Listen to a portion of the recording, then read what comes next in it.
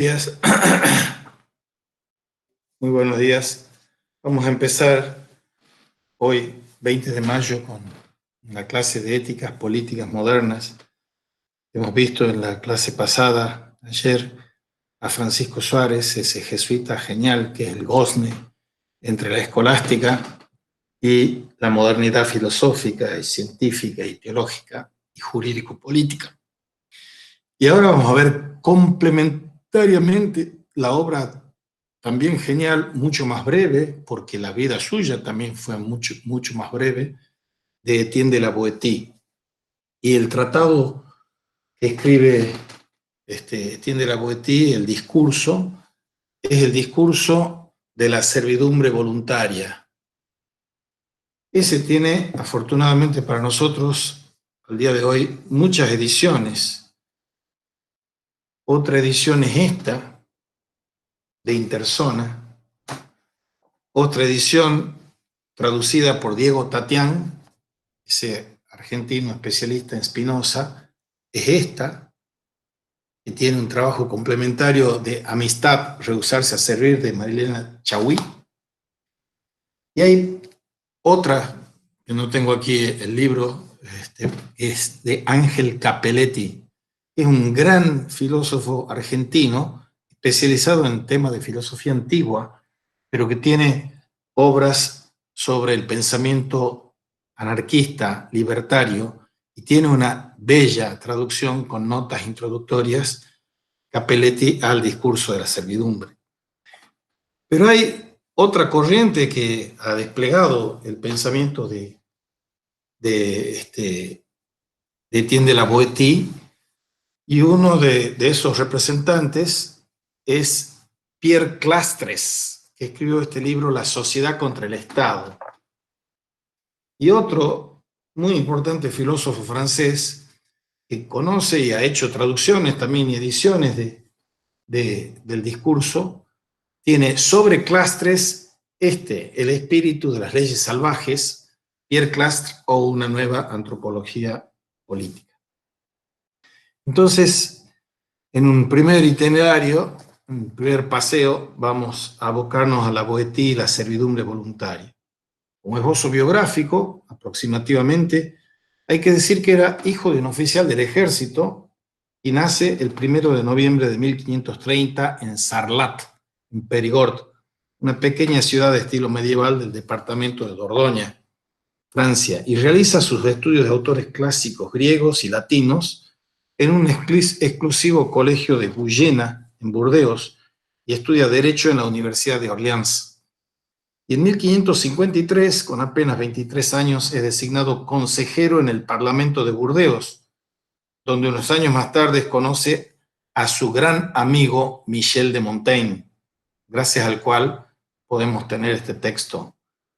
Y el padre de Michel de Montaigne había sido elegido alcalde de Burdeos en 1554 y había sido nombrado en un cargo similar al de Etienne de la Boétie, Michel de Montaigne, y traba una intensa amistad con él, al punto tal que en los justamente famosos ensayos de Michel de Montaigne, el capítulo de la amistad está consagrado a la amistad de él con Etienne de la Boétie. En 1560, la Boétie participa junto al escritor y canciller Michel de l'Hôpital en negociaciones para lograr la paz en las guerras de religión entre católicos y protestantes, sin éxito. Y la Boétie muere a los 32 años cerca de Burdeos, el 18 de agosto de 1563. Montaigne le asiste en sus últimos momentos y escribe una carta sobre ello a su padre, publicada en 1571 como prólogo a las obras de su amigo, que son intensas y poco extensas por la corta edad en la que muere.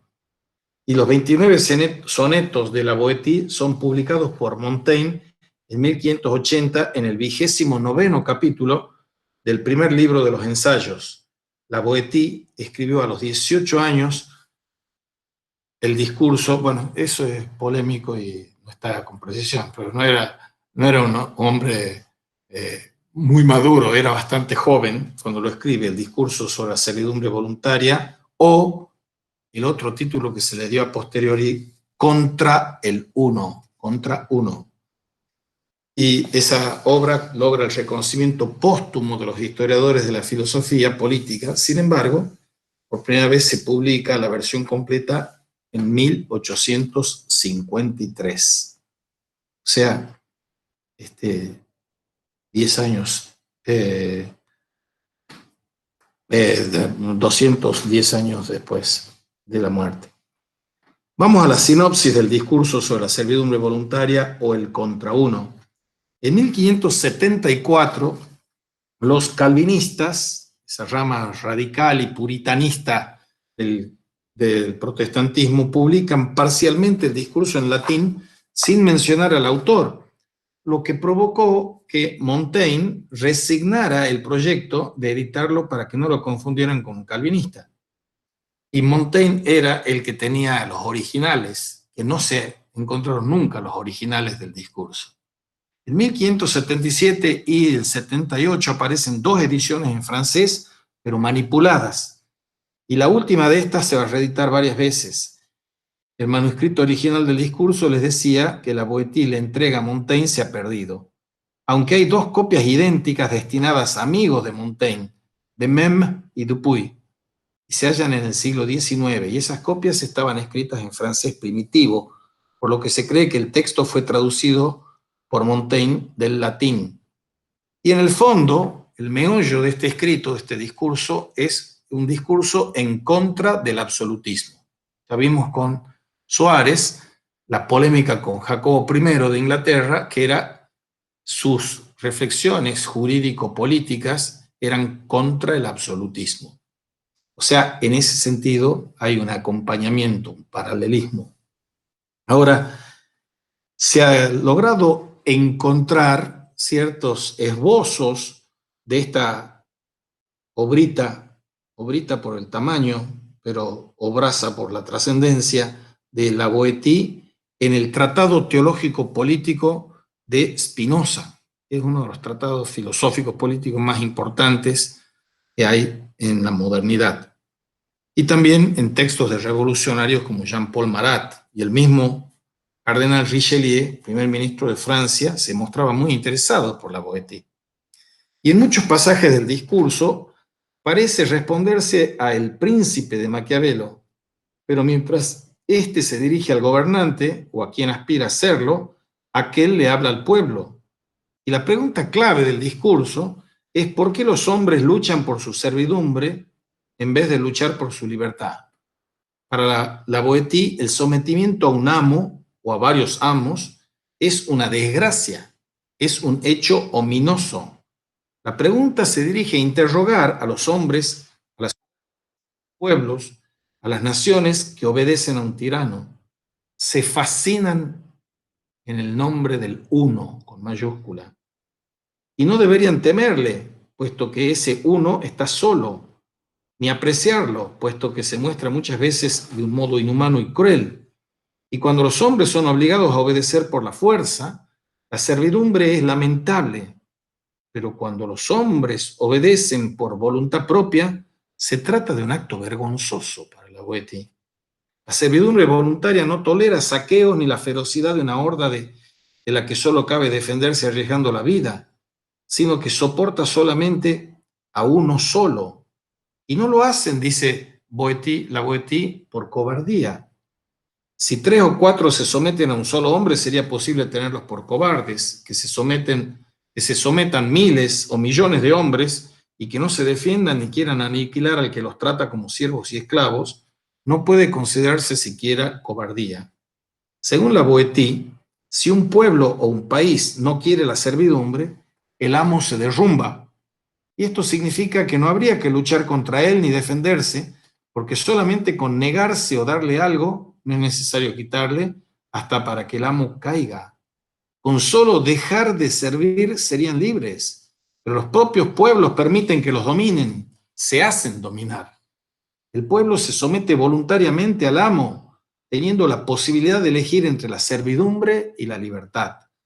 El hombre nace libre, el estado original, y no existe mayor mal que la pérdida de la libertad. porque sin ella la vida se degrada y la muerte se convierte en un alivio. A pesar de ello, los hombres no desean la libertad, que es el mayor bien, sino la servidumbre. Los pueblos son capaces de ir a la guerra y morir por su amo, pero no quieren luchar hasta la muerte por la propia libertad. El sometido es cómplice del amo. Y hay dos condiciones que incrementan esta servidumbre del pueblo. En el discurso, como para Maquiavelo en El Príncipe, hay tres clases de príncipes, tres clases de tiranos. Los que reinan por elección popular, por las armas y por la herencia. Los que gobiernan por el favor popular quieren mantenerse en el poder a cualquier precio e incrementar la servidumbre del pueblo. Han adquirido el poder por medio, los que han adquirido el poder por medio de la guerra gobiernan como en un país conquistado, y los que nacen para reyes suponen que los que se les someten son simples siervos que recibieron por herencia. No obstante, hay dos condiciones, las cuales se excluyen, para que los hombres decidan vivir como siervos en lugar de vivir en libertad. O están obligados a la servidumbre o han sido engañados. Los hombres nacidos y educados en la servidumbre aceptan el sometimiento como algo natural y así por costumbre se arraiga la voluntad de servidumbre. Los hombres nacidos y educados como seres libres aman su libertad como el bien supremo, pero los esclavos no sienten la desgracia de ser esclavos. Y del mismo modo que nadie se lamenta por una libertad que jamás tuvo, nadie tolera la sumisión después de conocerla. Para la Boétie, la primera razón por la cual los hombres sirven voluntariamente es porque nacen siervos y son educados como siervos. Con la libertad se pierde la valentía, el amor por la libertad que hace despreciar el peligro y la muerte. El amo solo ofrece al pueblo pan y circo. Los tiranos cometen los peores crímenes en nombre del bien público y el bienestar del pueblo. El amo engaña al pueblo y éste quiere ser engañado. El dominador se encubre de elementos fantásticos, irreales, sobrehumanos. Los tiranos se esfuerzan por acostumbrar al pueblo a la obediencia y a la servidumbre, no menos que a sentir devoción por ellos. Y el secreto de la dominación y el fundamento de la tiranía no son las armas ni las tropas que defienden al amo llegado el momento, sino a 4 o 5 hombres que lo sostienen y que a través de él imponen la servidumbre a todo el pueblo. Ese es un primer paseo por la obra magistral de Etienne de la Boétie. Ahora dirijamos la mirada con un poco más de detención en los vericuetos y avatares de este texto genial de Etienne de la Boétie.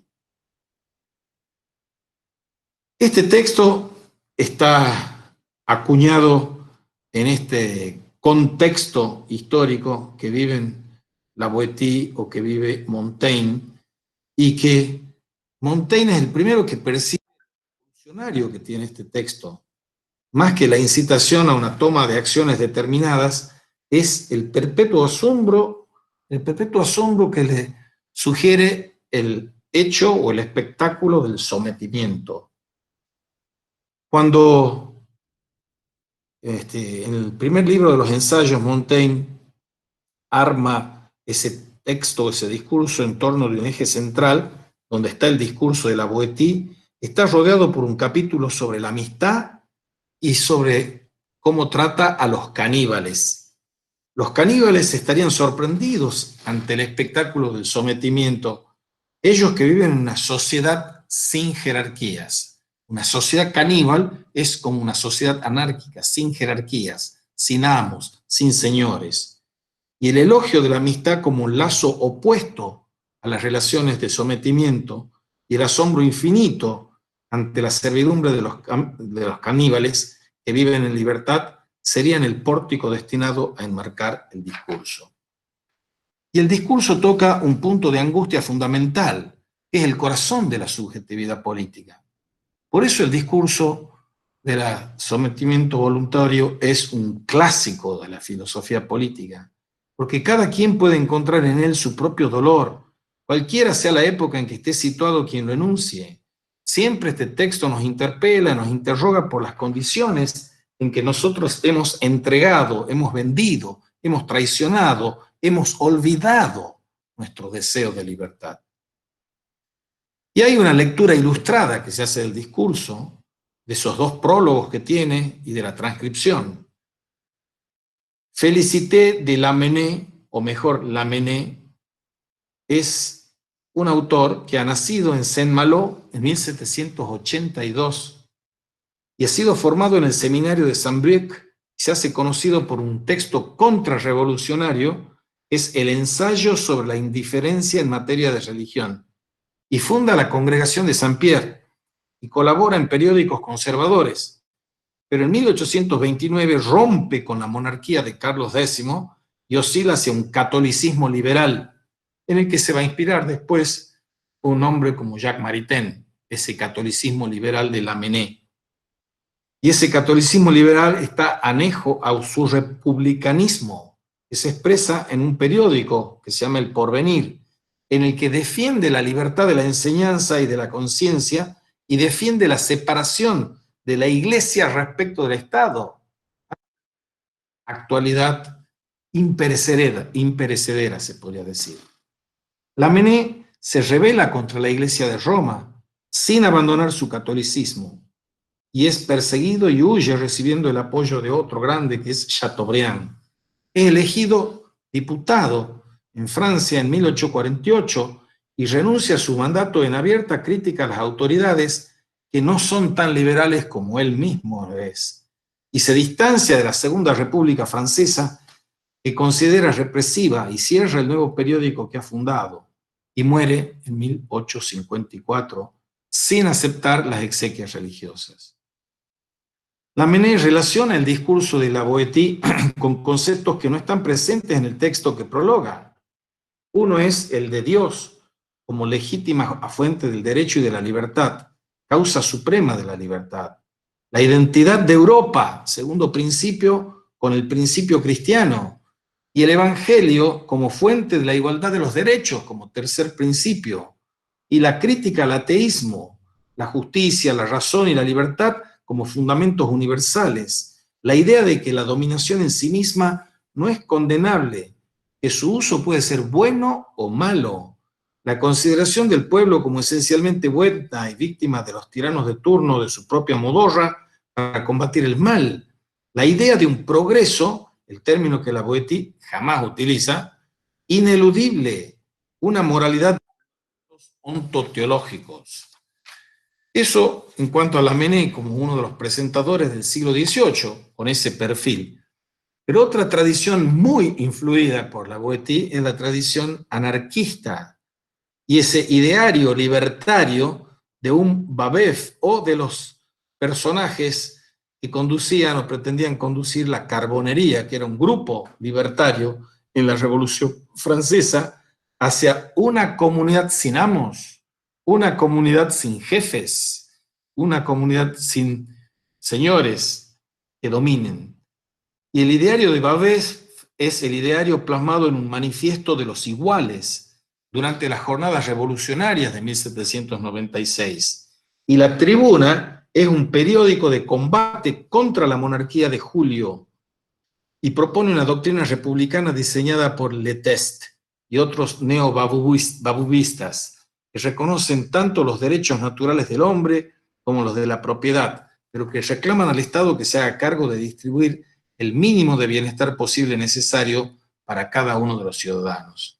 Y algunos de sus miembros se inspiraban en las comunidades jesuíticas del Paraguay, que es también un igualitarismo, es una especie de comunismo primitivo insertado en el siglo XVI y XVII en las misiones guaraníes. Otros anarquistas que leen el discurso son Pierre Leroux y Gustave Landauer, y tenían como consigna sin Dios ni amo, y el Estado era considerado como un amo moderno y es el principal oponente de estos espíritus libertarios. Pierre es uno de los representantes de esta corriente en Francia. Nace en 1797, es periodista, divulgador de las ideas socialistas, funda Le Globe en 1824 y se convierte en el difusor de las ideas de Saint-Simon, el socialista utópico criticado por Marx. En 1847 escribe el artículo El contrauno de Etienne de la Boétie. Repito, 1847, el señor Leroux escribe El contrauno de Etienne de la Boétie y edita una revista independiente donde propaga la idea de un deísmo nacional para reemplazar las religiones cristianas. Para Leroux, el discurso no es una utopía como para Montaigne, ni es un arma política militante como para Lamennais, sino que para Leroux es una declamación filosófica y republicana, y mucho más allá de lo que Montaigne habría tomado como una utopía, el mejor amigo de la Boétie sería Lamennais, quien hizo de él un arma política militante remontando a la República hasta Licurgo. Los méritos del contrauno se basan en que descubrió que la potencia de un único amo es irracional. Repito, la potencia de un único amo es irracional y que la naturaleza utiliza incluso la desigualdad de los dones para sostener la igualdad de los hombres. La importancia de la lectura de Leroux es que él capta el tema de la dominación más allá del panfleto antimonárquico. Su planteo fuerte es que resulta necesario lograr la unidad, pero no el uno. Lograr la unidad, pero no el uno, al que el papado y la iglesia confundieron interesadamente con la unicidad de la institución. Pero la naturaleza misma y Jesús son el fundamento de la unidad, y de allí se deriva el afecto fraternal que Leroux destaca y la revalorización del contenido revolucionario del cristianismo primitivo.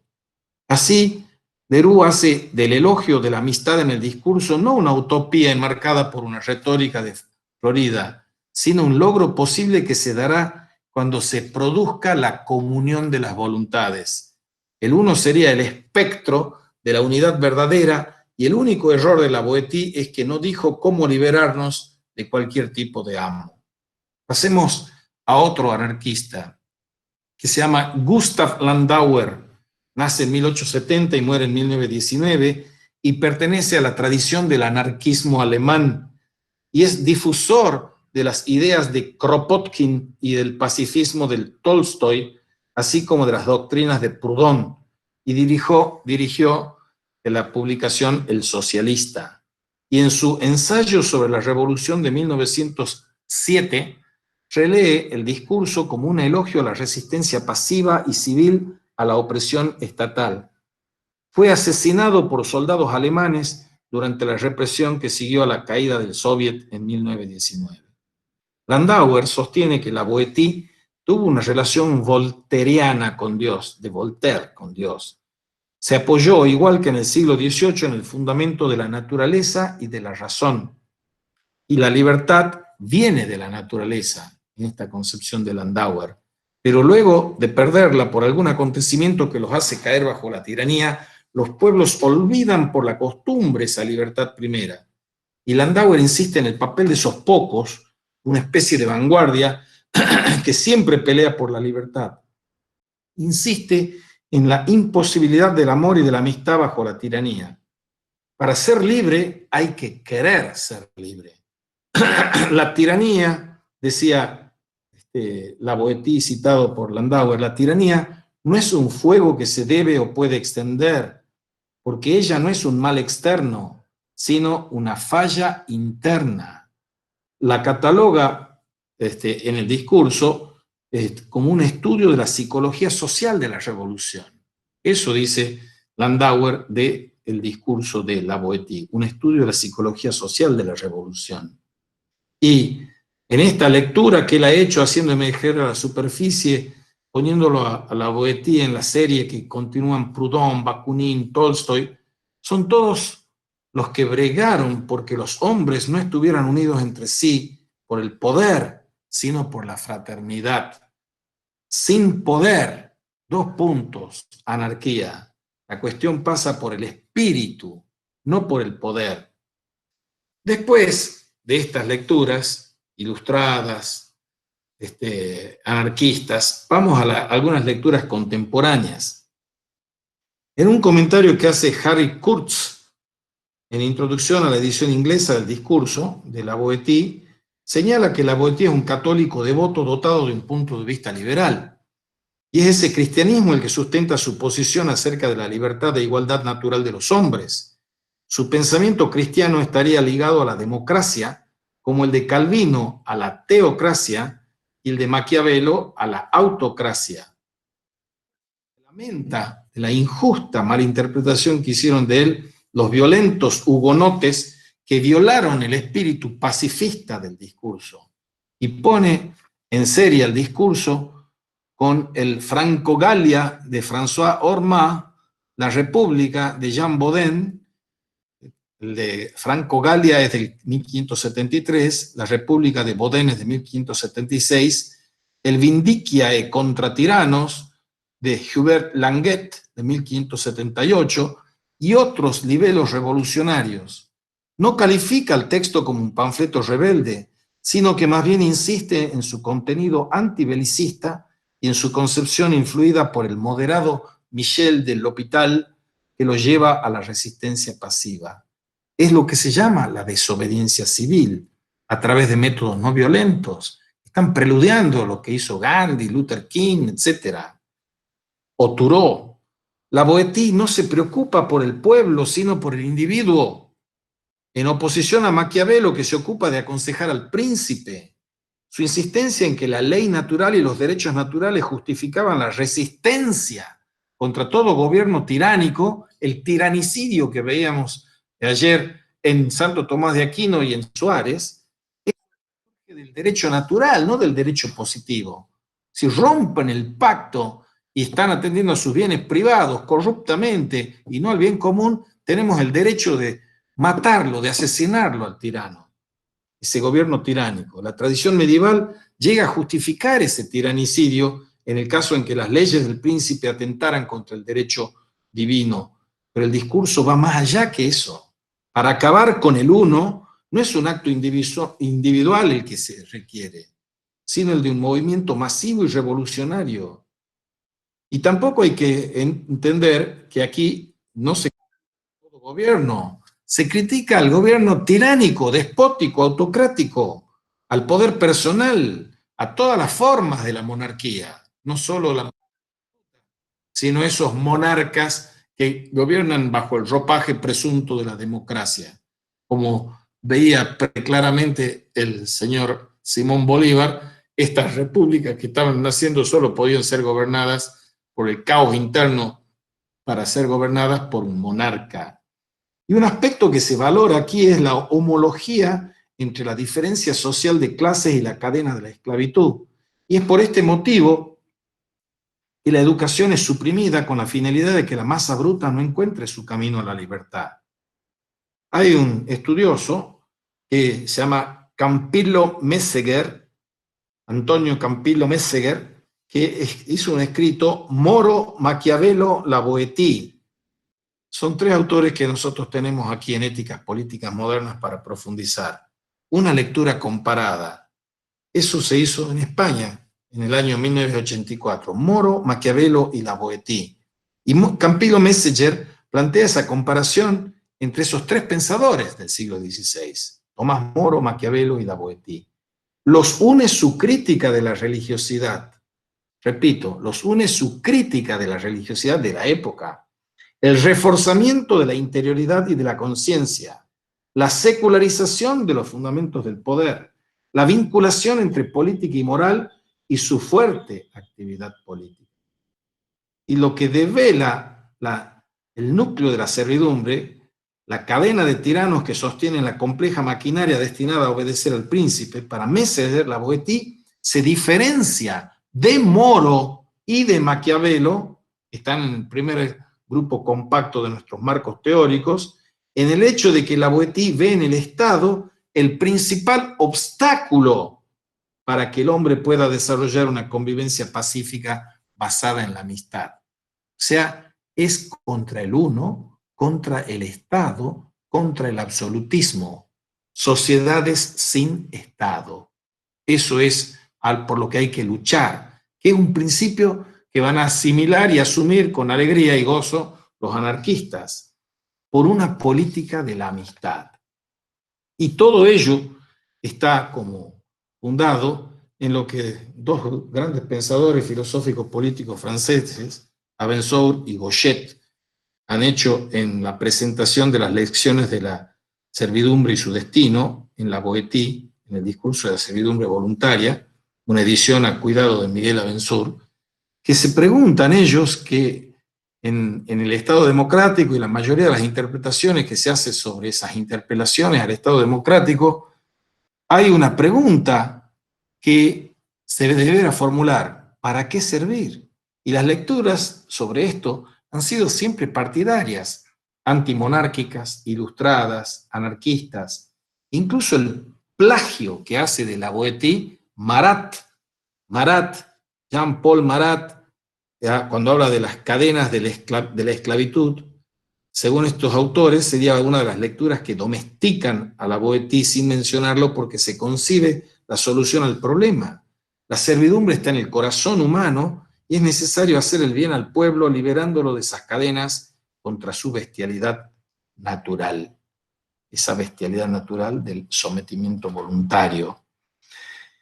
Otras lecturas han avanzado y percibido el aspecto problemático por el que nuestro texto pone en juego el deseo de saber y el deseo de libertad, para concebir una experiencia política de la amistad política, la amistad cívica, la affectio societatis.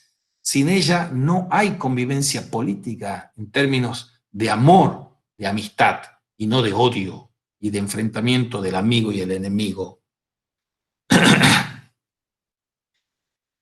Y viene este gran pensador, revolucionario pensador, que es uno de los primeros que pone sobre el tapete contemporánea, que se llama Pierre Clastres, La sociedad contra el Estado. Para Pierre Clastres, la Boétie se libera de la territorialidad y de la temporalidad social o política para plantear el modelo del deseo de la servidumbre. Interrumpiría entonces un discurrir histórico para postular un quiebre lógico, Clastres, la posibilidad de una sociedad en donde no hubiera voluntad de servir.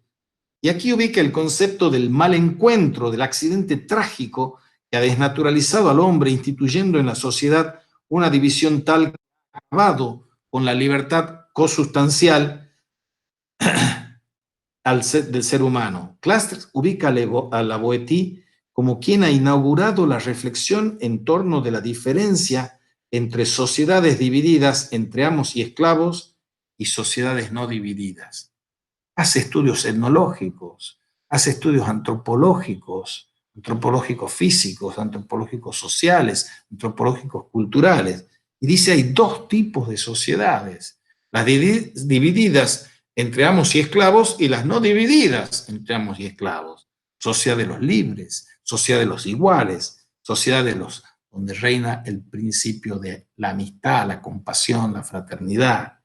La Boétie centra su reflexión en el objeto de estudio de la etnología, las sociedades sin Estado. Sociedades que se habrían negado a obedecer no por la naturaleza de su psicología, sino desde una acción y una decisión colectivas que operan expulsando simultáneamente el deseo de poder y el deseo de sometimiento. Neutralizar el deseo de poder y el deseo de sometimiento. Se sostiene entonces una sociedad de iguales que quieren conservar ese ser para la libertad en oposición a sociedades divididas donde la voluntad de servidumbre no deja de realizarse. Y Clastres plantea, partiendo desde esta perspectiva revolucionaria de la Boétie, Clastres plantea la hipótesis de que esos pueblos nuevos que la Boétie imagina, donde jamás ha existido la servidumbre, esos pueblos nuevos podrían estar asociados a las lecturas sobre el Nuevo Mundo, esas sociedades comunistas de las misiones guaraníes, esas sociedades tribales que existen en Brasil, etcétera, y no solo, también en el Oriente.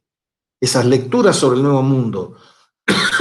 Y allí inserta unas referencias a los indios guaraníes y su teología. Clastres estudia esa sociedad tribal de los iguales Borayú. Y si el planteo de Clastres es cierto, ¿cómo podremos entender después del Estado la palabra de quien habla antes del Estado? Y viene otro politólogo y filósofo francés, Claude Lefort, que hace un texto que se llama El nombre del uno, en Etienne de la Boétie, El discurso de la servidumbre voluntaria, una edición al cuidado de Miguel Abensour.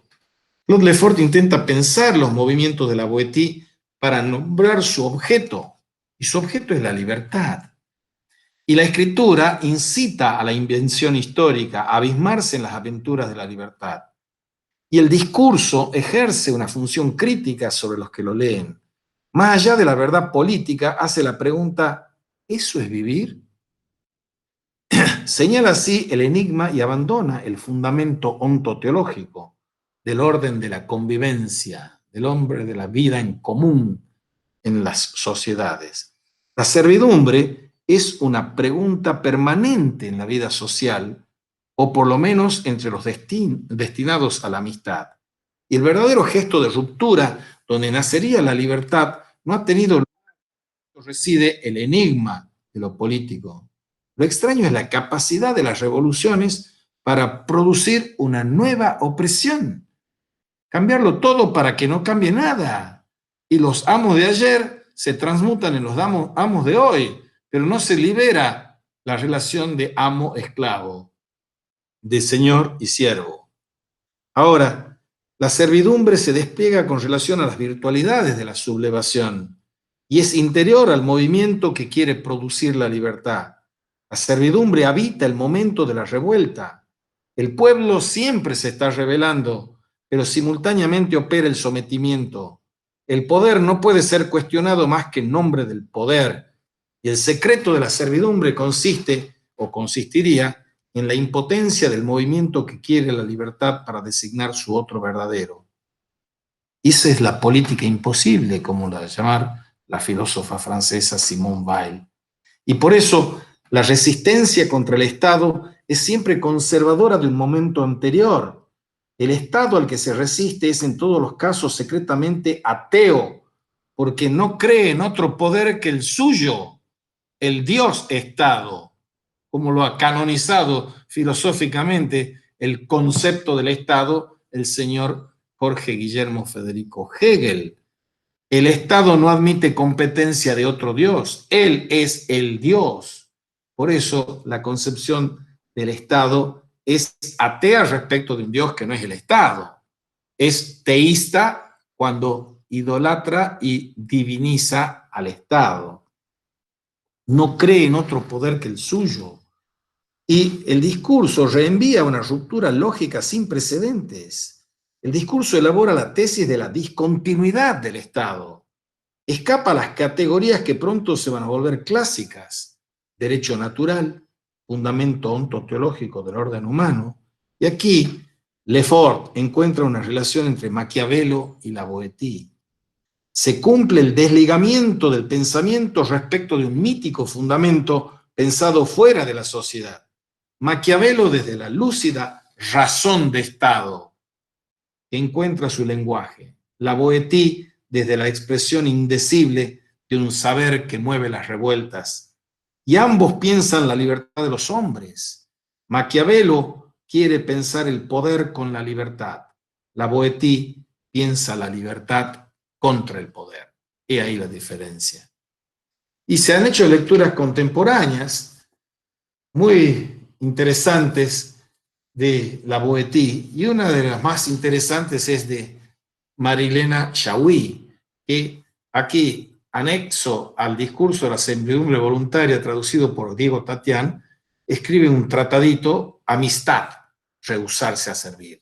Ser amigo es rehusarse a servir.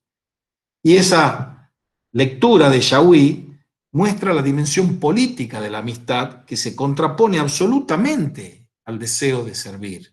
Política de la amistad, además, es un texto de Derrida, las políticas de la amistad contrapuestas al deseo de servir. Y Chaui propone el reemplazo del espejo del príncipe por el espejo de la historia, y la diferenciación de las virtudes según el humanismo cívico y el humanismo cristiano, porque la sociedad que la Boétie cuestiona no refleja al tirano, sino que se refleja a ella misma. Y a partir de allí, Yahui elabora una noción del mal encuentro a partir de un mundo mimético como ilusión y fetiche, donde se distorsiona la amistad, la igualdad, la libertad, la paz. Y esta imitación de sí, esta repetición, es el camino que traza la voluntad de servidumbre y su consecuencia es la violencia. Y por otro lado, la pregunta instalada por la Boétie, ¿cómo la voluntad puede engendrar libertad y servidumbre?, rompe con la relación cristiana entre voluntad y libertad, por lo menos al modo del agustinismo. Y desde el lugar del tirano, la voluntad también se distancia de la libertad, en tanto se instala en el lugar de la razón como puro árbitro y arbitrio. El resultado es la desnaturalización de la libertad. Así, la génesis del imperium es el problema que se articulará con la doble soberanía del rey y las metáforas monárquicas en torno de la figura de Cristo. Finalmente, la cuestión de la amistad podría ser pensada no como una utopía, ni como una repetición del modelo tiránico, sino bajo la figura de la semejanza, afinidad de las almas, proporción de los cuerpos. Lo contrario de la amistad es la realización del deseo de servir de hombres desnaturalizados que no se acompañan entre sí, sino que constituyen unidades identificadas con el uno, unidades minúsculas identificadas con el uno con mayúscula. Se ha hecho también una lectura negacionista del discurso, se puede preguntar uno. Hay un autor que se llama Paul Racinier, que escribe Variaciones sobre la libertad, un texto del año 1956, que se denomina un texto negacionista o revisionista a los historiadores que niegan la verdad del holocausto judío o armenio. Y la idea directriz del discurso es que existen tiranos y esclavos, pero que contrariamente a la opinión común, la estabilidad de esta situación no se funda en las astucias del déspota, sino en el indestructible gusto del esclavo por recibir los golpes. En otros términos, que los gustos de uno son anteriores a los deseos y necesidades del otro. Y todo el drama reside aquí, dice Racinier, en que los pueblos carecen casi por completo de imaginación. Y así los hombres del pueblo creen que libremente van de la fábrica al campo de batalla y que libremente golpes que les propinan mientras escuchan los mensajes de la radio, el cine y el periódico que los convence de que son libres para hacer lo que en realidad es obligatorio.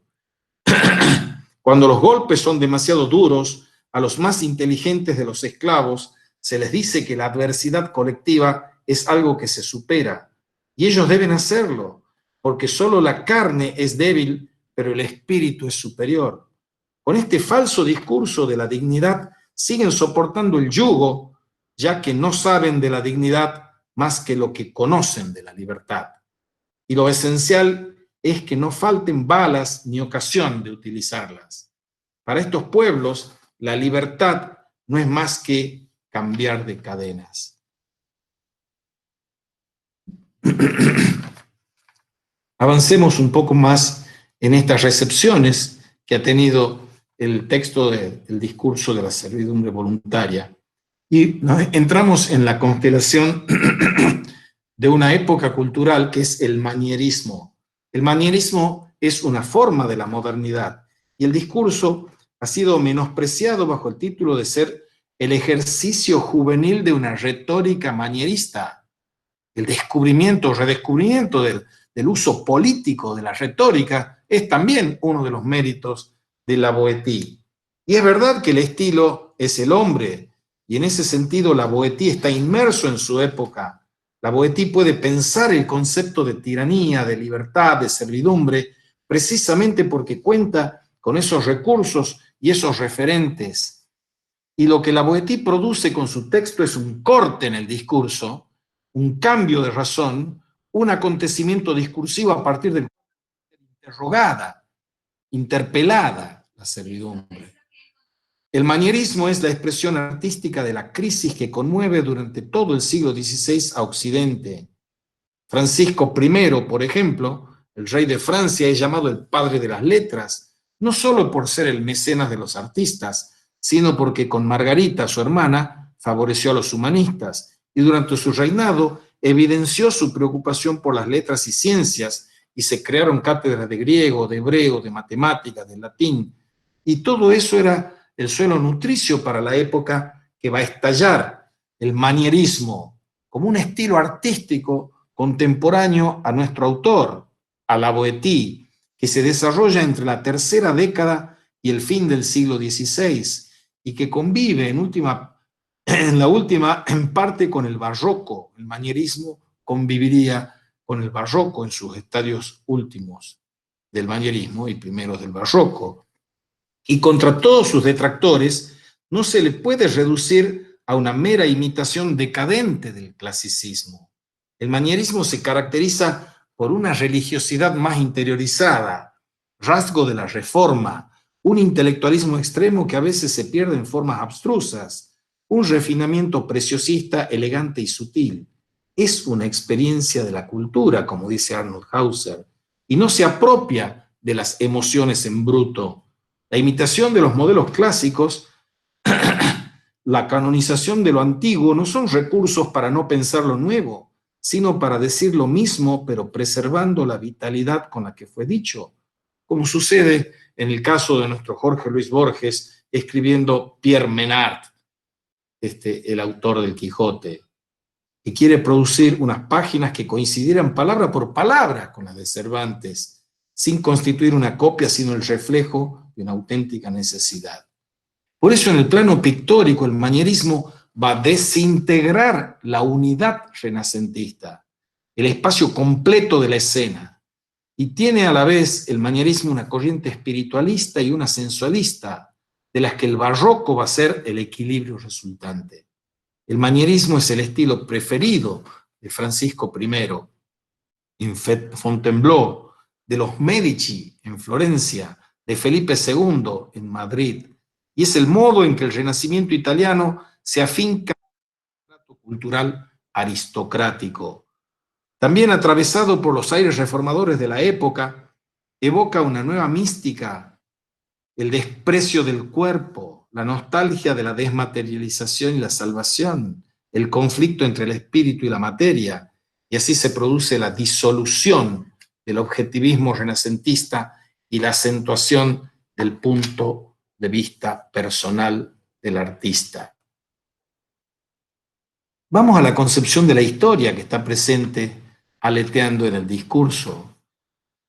Hay alusiones a Homero, a la literatura romana, a Terencio, a Virgilio, un largo pasaje de la Eneida referida a los castigos proporcionados a los que hacen mal uso de la religión. También cita a Petrarca, menciona a personajes mitológicos como Hércules, Prometeo, el fuego y en menor medida bíblicos. La Boétie cita sus fuentes. Uno es Genofonte, historiador serio y de primer rango entre los griegos, dice, a quien sabemos que tradujo Platón y la República, Séneca, Cornelio Tácito, autor bueno y serio de los más fidedignos. Y la concepción judeocristiana implica un cambio en la idea de la temporalidad, mientras que la visión griega está atravesada por una temporalidad cíclica, el mito del eterno retorno, donde el ave fénix renace una y otra vez de sus propias cenizas. La Biblia contrapone una noción lineal. San Agustín en La Ciudad de Dios plantea una idea que luego la modernidad y sus filosofías de la historia van a secularizar. Y desde la caída, desde el pecado, se ingresa en el orden del tiempo, del trabajo, del dolor, de la muerte. Y la transgresión entonces implica la caída en un tiempo que solo busca su propia abolición, porque no es más que una historia del mal. Así, la salida de la temporalidad humana es el apocalipsis y el reencuentro con el rostro de Dios, es decir, nuevamente la eternidad. Esto reproduce lo que veremos en el primer práctico de la protohistoria de la fe, principio fraternidad, que es el libro del Génesis, la historia de la compasión, parábola del buen samaritano, evangelios, que es la concepción de la compasión, del amor compasivo, la historia del amor, y la poshistoria de la esperanza, que es el principio misericordia, que es el Apocalipsis. Y aquí vemos del Génesis al Apocalipsis pasando por el Evangelio. Lo que se pierde antes que nada es la connaturalidad del hombre con la naturaleza. Por eso se habla de naturaleza caída por el pecado. Y no hay una orientación, un sentido que justifiquen una filosofía de la historia. Marx va a plantear, por ejemplo, que la propiedad privada, como el mal nos arroja a la historia. De un comunismo primitivo, sin propiedad privada de los medios de producción, adviene la lucha de clases hasta que en el comunismo los hombres puedan comenzar a vivir la verdadera historia, la poshistoria de la esperanza marxista, por decirlo así. Y no hay una orientación o sentido que justifiquen la filosofía de la historia. Lo que se prueba por semejanza, por acumulación, es la presencia de la voluntad de servidumbre. A lo largo de los tiempos es lo que se da como una constante, la presencia de la voluntad de servidumbre, inexplicable frente a la libertad natural del hombre. Y la Boétie sostiene contra toda evidencia que la servidumbre podría no haber existido. La Boétie es en el horizonte una figura de la historicidad como fuente de reflexión. Las metáforas de la servidumbre, las metáforas que, por ejemplo, Jacques Rancière usa en Los nombres de la historia, una poética del saber, es la otra gran metáfora clásica que ha utilizado la Boétie, es la del cuerpo atacado por una enfermedad, y al médico como aquel que diagnostica y cura y detecta los males de la servidumbre. Pasemos de nuevo a la comparación de la Boétie y Maquiavelo. El pueblo y el príncipe, dos sujetos políticos diferentes, el pueblo y el príncipe. Y es común a esta altura de las interpretaciones enfrentar el pensamiento de Etienne de la Boétie y el de Maquiavelo. Así, Maquiavelo, que ha nacido en 1469 y ha muerto en 1527, 3 años antes de que naciera la Boétie, es un claro exponente del Renacimiento en el campo político. Y ambos, la Boétie y Maquiavelo, serían interrogados por la misma cuestión, el drama del lazo que une a los hombres. Y los dos van a observar la polaridad de conservar la vida como lo mayor que hay, conservar la vida frente a la amenaza de la muerte. Pero la polaridad fundacional o fundamental es la del príncipe, el príncipe o tirano y el pueblo. Uno aconsejaría al príncipe cómo llegar, cómo producir y cómo conservar el poder político para la unidad de Italia, que es el ideal maquiavélico, y para la libertad en Italia. El otro, la Boétie, cuestionaría e intentaría establecer las razones del sometimiento del pueblo que lo acercan más a la bestialidad que a la humanidad. Los dos plantearían una visión de la historia desligada de un fundamento ontoteológico y considerada ahora como un conjunto de acontecimientos sin un orden lineal, ni preestablecido, donde la fortuna o las decisiones de los hombres juegan un papel central. ¿Qué pasa con la visión realista de Maquiavelo y la idealista de la Boétie? ¿Son realista e idealista ambas, respectivamente? ¿O la de una visión pragmática y una juridicista? En todo caso, hay que pensar lo político atendiendo a que siempre implica riesgos. El maquiavelismo es el resultado de la demonización del autor de la historia de Florencia.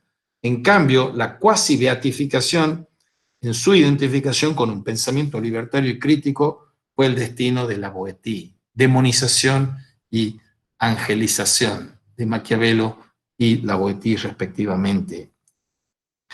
Y los enunciatarios de estas apologías o invectivas son distintos, porque Maquiavelo le habla al futuro dirigente político, pero la Boétie le está hablando al pueblo, no al populacho, al pueblo que son sus pares, sus iguales.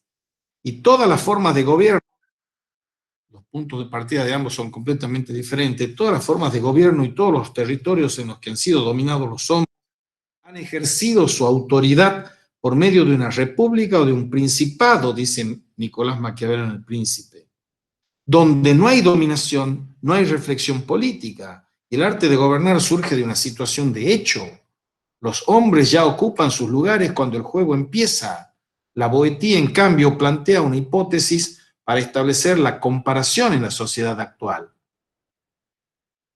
Si se les permitiera a los hombres, dice la Boetí, elegir entre ser esclavos o vivir libres según las leyes que ni siquiera recordarían, no cabe duda que preferirían obedecer a la razón que servir a un único hombre.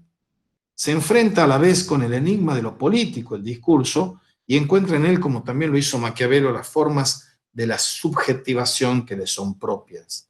Pero la Boetí va más allá y piensa que la tiranía únicamente crece sobre la base de una aceptación general.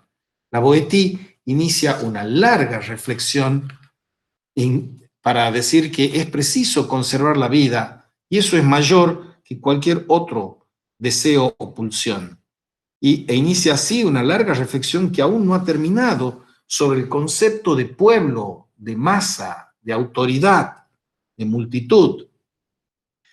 Esta masa que siempre ha sido un enigma como la feminidad, la locura, la niñez, la poesía y la muerte, y deja abierta esa parte oscura de la política, ese pliegue donde la voluntad se trama con el dinero, con los deseos, con los pueblos.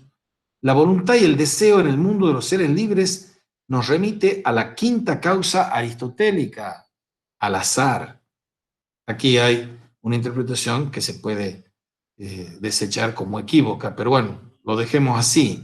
Ahora, nuestros dos autores recorren un camino común, desligan el pensamiento político de su fundamento ontoteológico y piensan el mal y el bien en el orden de lo político. ¿Hay un lenguaje de la dominación y otro de la resistencia? ¿Uno de la construcción del poder y otro de las revueltas? El lenguaje es el mismo. El orden simbólico también. ¿Y no se van a encontrar los dos unidos de modo inextricable? ¿No será el príncipe la otra cara del discurso de la servidumbre voluntaria? ¿Uno el rostro oculto del otro? En ambos algo no puede ser dicho. La audacia consiste en que en plenas guerras religiosas, en la lucha contra el papado o contra el imperio, ninguno de sus textos relaciona el orden político con la intervención divina. Desnaturalizan y secularizan lo político. No hay prejuicio naturalista ni fundamento teológico dogmático que expliquen el incomprensible destino de los hombres. Y llama la atención en el discurso la ausencia de Cristo, la ausencia de Jesús, la ausencia del Dios, que aparece nombrado en un vocativo para enfatizar algún sentimiento. Sin embargo, no hay garante, no hay quien sostenga la libertad más que alusiones a la naturaleza como ministra de Dios. Así la fortuna, el azar, la interrogación y no la certeza son los protagonistas de esta reflexión. Y Maquiavelo y la Boetí se enfrentan con el núcleo inaprensible de lo político. Hay efectos que no tienen causas que los expliquen. De la monarquía pasamos al padre de la horda, como habla Freud, y a la expulsión del paraíso. Y estamos hablando de las aventuras de la libertad. Y hay que proponerse hoy leer el discurso de la servidumbre voluntaria no como un tratado crítico sobre la tiranía, sino como una investigación acerca de las estructuras de sometimiento que se articulan en el lazo social. Núcleo de lo político y paradoja de la constitución del sujeto, atravesado a la vez por la voluntad de servidumbre y por el deseo de la libertad. El pueblo es quien se somete, quien se corta el cuello, quien elige ser esclavo o libre, abandona su libertad y carga el yugo, quien consiente en su mal o más aún lo persigue. Y más adelante, dice la Boetí, parece que los hombres no desearan la libertad en absoluto, porque si la desearan la obtendrían, como si rechazaran hacer esta bella adquisición solamente porque es demasiado fácil. Para la Boetí, el hombre es naturalmente libre y lo prueba definitivamente, pero en verdad de nada sirve debatir si la libertad es natural, puesto que no se puede tener a nadie en la esclavitud sin dañarlo y en este mundo no hay nada tan contrario a la razonable naturaleza que esta injuria. Pero ¿cómo explicar esta sujeción que se produce en cuanto dos hombres interactúan? La Boetí no encuentra un pacto por el que entreguemos nuestra libertad y que si existiera no proporcionaría beneficio alguno. Pero en esa entrega tampoco es vista como necesaria ni coercitiva. En realidad, los hombres entregamos nuestra libertad y no obtenemos ninguna cosa en retribución. Podemos ser asesinados, desposeídos, humillados y ofendidos sin recibir nada a cambio. El recorrido de la historia que hace la Boétie demuestra que nunca el sometimiento ha tenido un sentido, derrota de toda filosofía de la historia. Pero además, el sufrimiento de los pueblos, concomitante a su condición de esclavo, no es un correlato de su bondad, que por otro lado no es natural. La libertad es propia de los hombres, pero no la nobleza del espíritu. Esto es la fuerza de la horda en ese mito parricida, primitivo, tribal, del que habla Freud. Fuera de la horda y más acá del paraíso. En Tótem y Tabú se nos habla de esa horda primitiva que hace un pacto parricida.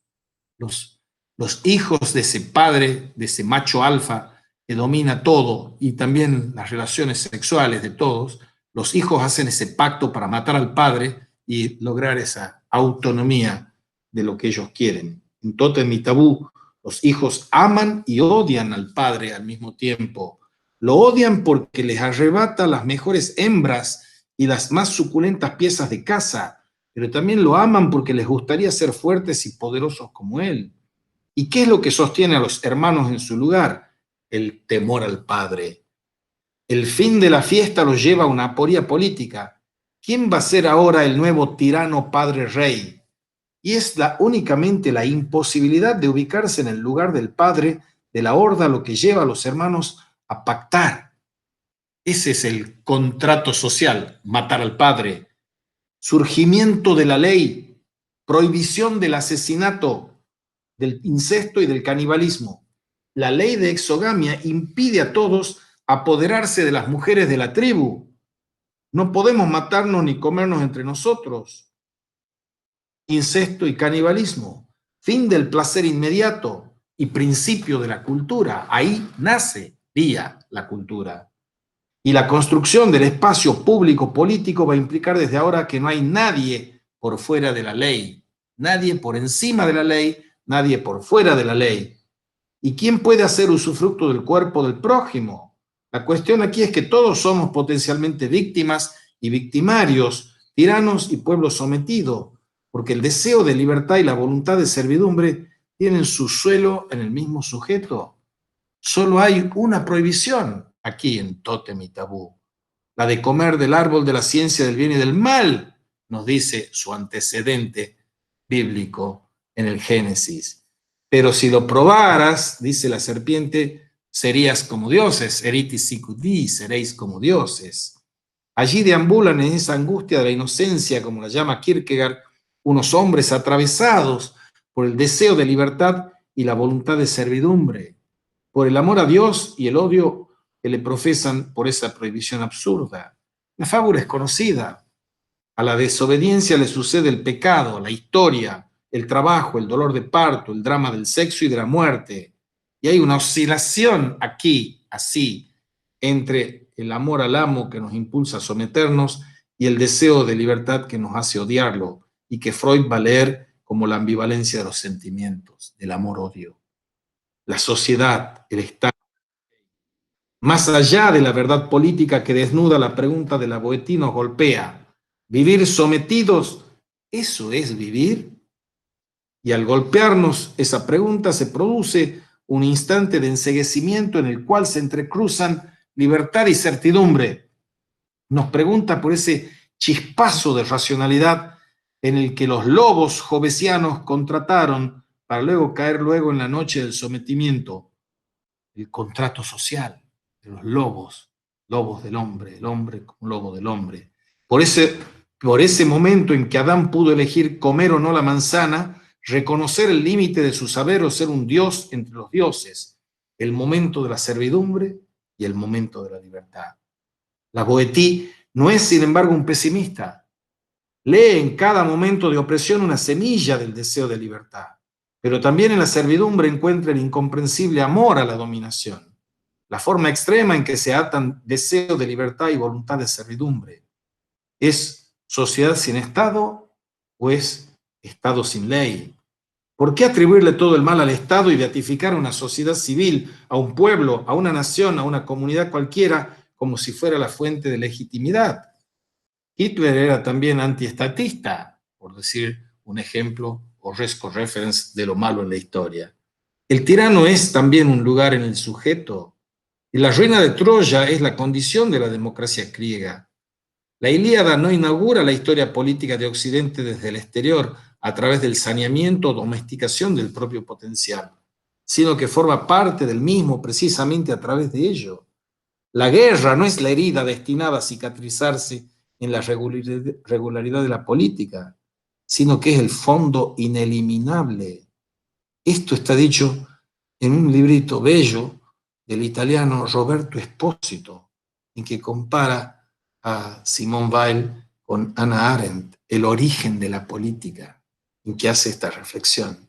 ¿Qué revolución, qué sociedad, qué organización, qué naturaleza o cultura podría atribuirse a la disolución del mal?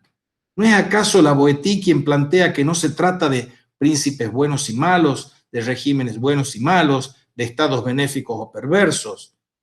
Simplemente se trata de la violencia originaria, que es ineludible en el lazo social, porque la pulsión de muerte se teje con la de la vida en una cadena única. Claro que el Estado es ideológico, pero sin máscara solo se contempla el rostro de la nada, que no tiene ninguno. Después de todo, religión y Estado no cumplen la maravillosa función imaginaria de velar lo invisible, velar en el doble sentido de ocultarlo y guardarlo, cuidarlo para que su visión no nos destruya. La servidumbre perpetua. Hay que pasar de las políticas de la obediencia a las políticas de la amistad.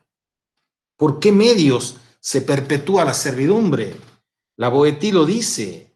La primera razón por la que los hombres se sirven voluntariamente es porque nacen siervos y son educados como siervos. Se escucha resonar décadas después, centurias después, a Jean-Jacques Rousseau. Los hombres nacen libres.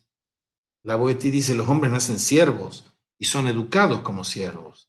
Y de otro modo, la naturaleza tiene en nosotros menos poder que la costumbre, porque lo natural, por bueno que sea, se pierde si no es mantenido, y la educación nos hace siempre a su manera, sea cual sea, a pesar de la naturaleza. Y el tirano espía, roba, traiciona, mata, usa a nuestros hijos en la guerra y a nuestras hijas en la lujuria. Pero ¿de qué medios se vale el tirano para mantener la tiranía? La Boétie enumera varios. Establece burdeles, tabernas y juegos públicos, teatros, juegos, farsas, espectáculos, gladiadores, bestias extrañas, medallas, representaciones pictóricas, drogas, festines, y todos ellos constituyen anzuelos para la servidumbre. El precio de su libertad, pan y circo. También ese falso poder curativo de mostrarse como dioses, el uso de la religión con el que logran que las personas se acobarden, afeminen y aísten. El no tener amigos empobrece incluso al propio tirano, y eso nos lleva a la obstinada voluntad de esclavitud, a la brutalidad y sus engaños, a la identificación como síndrome de Copenhague, o de Estocolmo, como síndrome de Estocolmo, de la identificación con el tirano, de terminar amando a quien nos somete. La Boétie ahonda en todo esto diciendo que están contentos los sometidos de soportar el mal para vengarse, no de aquel que lo puede hacer, sino de aquellos que soportando como ellos no pueden hacer nada, someter a los sujetos a unos por medio de los otros. Y la pregunta, apelación formulada en el discurso se profundiza. Ustedes podrían liberarse si probaran no ser libres, sino únicamente querer serlo. Decididos a no ser esclavos, ya serían libres, dice la Boétie, de la sujeción y la identificación. Para ir terminando, la lucha por el poder implica una simetría inmediata que se desvanece en el devenir de la diferencia y que produce, por un lado, la figura del esclavo, y por otro la del amo. Es decir, que en cuanto surgen las identidades, sitios en el orden simbólico, aparece la sumisión y el dominio. Y este es el movimiento de la incorporación de los rasgos del otro, la identificación, la subjetivación. Y hay una dialéctica de la identidad y la diferencia. La sujeción es entonces el proceso de devenir un sujeto subordinado a la ley. Y esa sujeción es que me impide a mí tomar mi propia palabra y tomar mi propia decisión, decidir ser libre. Si bien es cierto que la matriz de la existencia social es una elección forzada y que para poder existir en el espacio público hay que aceptar la alienación fundamental, la definición de la propia existencia en los términos del otro es necesaria a otra instancia. Hay que salir del campo de la repetición, del eterno retorno de lo mismo, del eterno retorno de la sujeción al otro, del eterno retorno de la sujeción al tirano, al uno. Salir del campo de la repetición y por medio del salto cualitativo perder nombre, ser y lugar. Y ese es el acto político por antonomasia, el que reestructura el espacio sociosimbólico. Es un acto irreductible a un acto de habla, el acto que desmorona las identidades porque destraba la dialéctica del amo y el esclavo, formulando la no correspondencia de los nombres con las cosas, encontrar en la lengua del amo una palabra que usada de otra forma rompa el orden de los significados y adquiere un sentido nuevo. Según Freud, la formación de la conciencia instituye una vinculación con la prohibición que funda al sujeto en su reflexividad. Bajo la presión de las leyes éticas emerge un sujeto capaz de tomarse a sí mismo por objeto y al hacerlo se confunde a sí mismo. Terminemos entonces con las políticas de la amistad. Amor al tirano, odio al déspota. De lo que se trata aquí es de un discurso de liberación. Políticas de amistad. ¿Por qué no se puede hacer una política de la amistad o solo es posible pensarla como una utopía? La Boétie piensa trágicamente en la política. Se arriesga a tocar sus puntos oscuros, pero teme que la violencia desatada destruya a los hombres y sabe que lo que se juega es la muerte. Y da cuenta de la internalización de la división subjetiva que se evidencia entre voluntad y deseo. Y por supuesto no lo hace en función de ninguna psicología, sino en el momento en que está surgiendo un arte, primigenia forma de la ciencia política. Solo la reproducción del tirano en cada uno de los integrantes del pueblo, individualmente tomados, puede explicar la jerarquía del espacio político. Y la Boétie se empeña en entender cómo triunfan estas políticas de la sujeción, que son políticas de la obediencia. Sin embargo, hay una posibilidad que se distingue de las relaciones entre tiranos y tiranizados. La Boétie encuentra otro vínculo que puede sostenerlo, y ese es el vínculo de la amistad cívica. No es el eros y no es el ágape, es filía, la amistad. Está en Aristóteles, que está en los griegos, la amistad cívica, la amistad política. El respeto por la diferencia es nuclear para esa amistad. La igualdad es nuclear para esa amistad. El diálogo es nuclear para esa amistad. Igualdad, respeto por la diferencia, diálogo, valor, todas las virtudes, en suma, que figuran aquí y funcionan en ese par amo-esclavo que no las contiene. En la relación amo-esclavo no hay ni igualdad, ni respeto por la diferencia, ni diálogo, ni valores, etc. En el discurso, la Boétie ha sido siempre un amigo o una amiga, la política. Enunciar y pronunciar y reclamar una política de la amistad. No se caería en el terrible error de pensar una sociedad sin política cuando se utopiza políticas presuntas de la amistad. Y si en lugar de confiar en la amistad desconfiamos del tirano que nos va habitando poco a poco, lo imaginario de la dominación se vuelve lo real del mal. El deseo del esclavo es indescifrable y es mucho más complejo que el del amo. Si no se comprende que ambos son uno, que ambos desean el lugar del otro y que voluntad y deseo son como Eros y Tánatos, dos extremos de la misma pulsión. La fascinación del uno destruye el lenguaje político, porque solo hay un nombre que es signo, que significa el uno que nosotros no somos. Los unos con minúscula no somos el uno con mayúscula, el uno que no somos. Y lo absoluto que entonces impide todo lazo entre sujetos que no son iguales.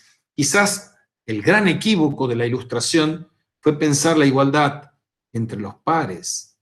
No hay más que diferencias. Y el dolor de esa diferencia engendra un enamoramiento de la identidad, como ese síndrome de Estocolmo que hablábamos. En aquello en que todos nos parecemos, que es la nada que el uno representa.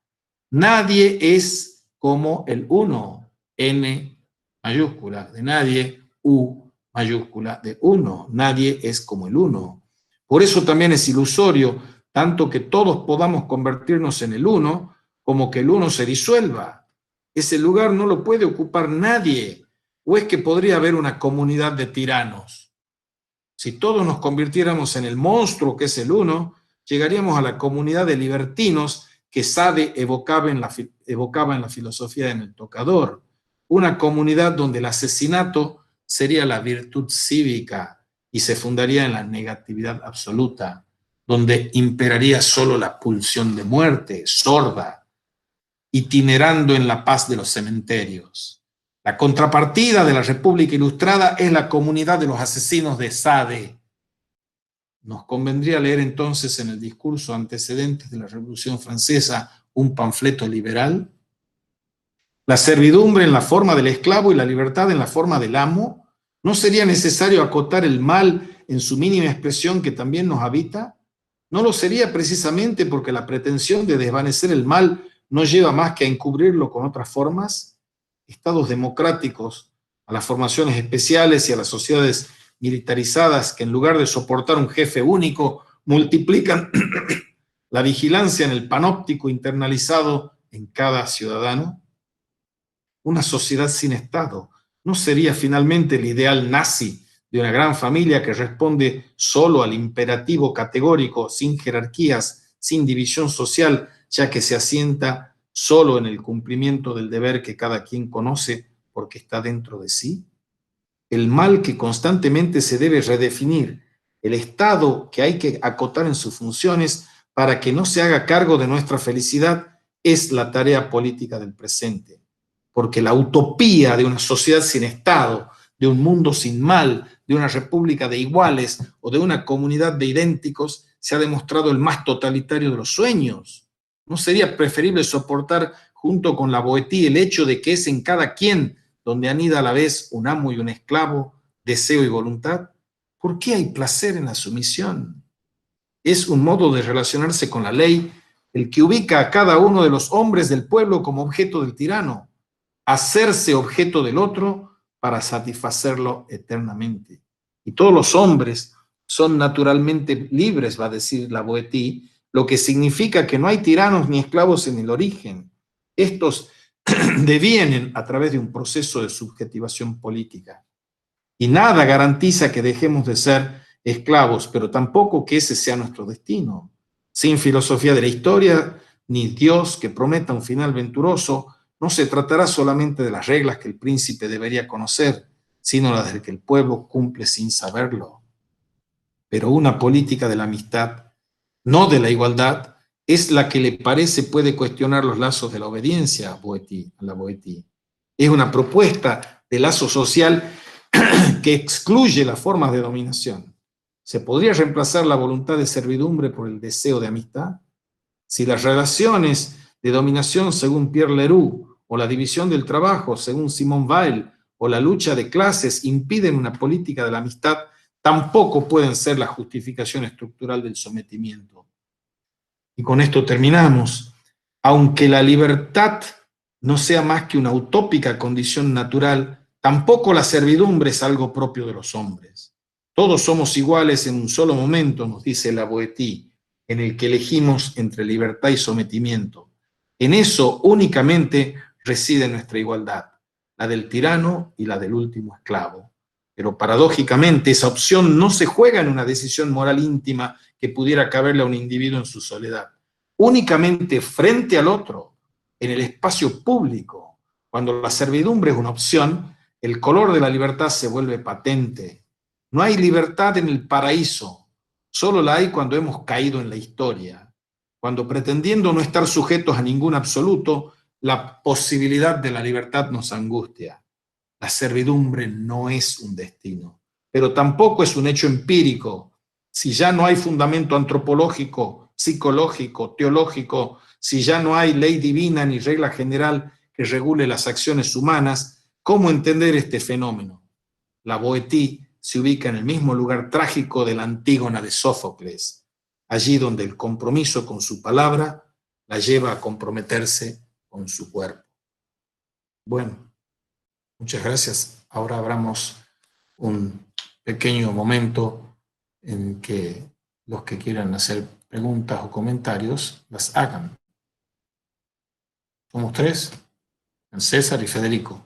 Si no, damos por cerrado esto y nos encontramos el próximo martes.